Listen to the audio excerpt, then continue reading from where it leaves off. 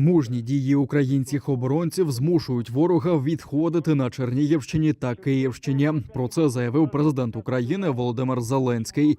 Він подякував усім, хто обороняє Київ, і додав, що заяву окупантів про нібито скорочення бойових дій на цих напрямках можна порівняти із розгромом у Чорнобаївці, де російська авіація, мовляв, вирішила поменше літати, а техніка їздити.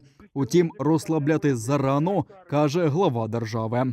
Масштаб викликів не зменшився. Російська армія все ще має значний потенціал для продовження атак проти нашої держави. У них ще багато техніки і вистачає абсолютно безправних людей, яких вони можуть відправити в котел війни. Тому ми не розхолоджуємось, не знижуємо наші оборонні зусилля.